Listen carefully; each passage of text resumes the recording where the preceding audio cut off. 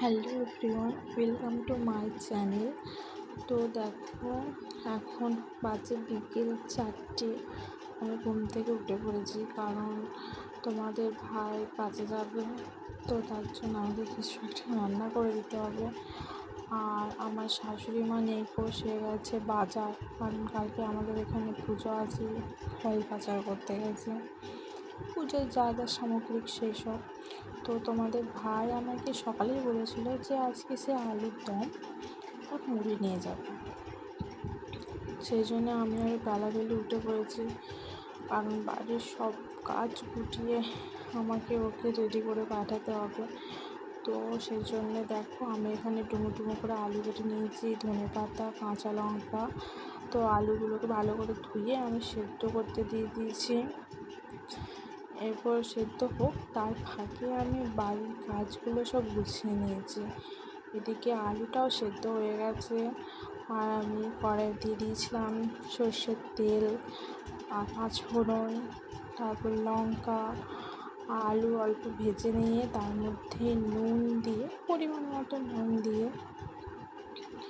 একটু নেড়ে চেড়ে সেটাকে আমি একটু অল্প জল দিয়ে রেখে দেবো।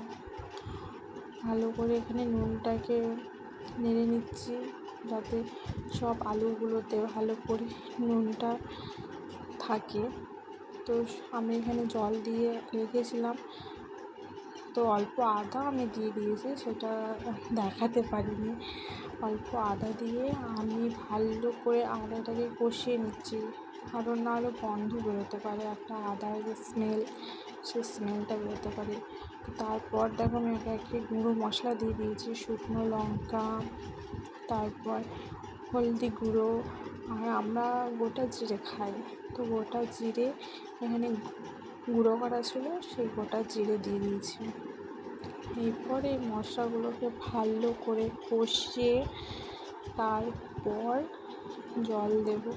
তো এখানে আমি ভালো করে কষিয়ে নিয়েছি, জল দিয়ে দিলাম অল্প করে, কারণ জল দিতে হচ্ছিলো, যেহেতু সেদ্ধ আলু, তো কড়াইয়ে লেগে যাচ্ছিলো, সেহেতু আমি এখানে অল্প জল দিয়ে আরও ভালো করে কষিয়ে নিয়েছি।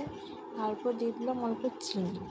আলুর দমে চিনি না দিলে হয় না, কিন্তু তোমাদের ভাই চিনি খেতে চায় না। আর দেখো, এখানে ফোনে চার্জ ছিল না বলে আমার ফোনের যে লাইটটা, ফ্ল্যাশ লাইটটা, সেটা অফ হয়ে গিয়েছিলো, তো একটু দেখতে অসুবিধা হচ্ছে।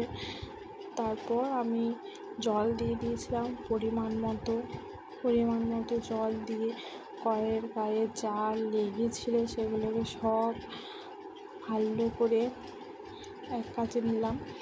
তো তারপর এখানে আমি ধনেপাতা দিয়ে দিয়েছি, ধনেপাতা দিয়ে নামিয়ে দেবো ফুটিয়ে। আর এখানে দেখো, তোমাদের ভাইও আমি টাটা করতে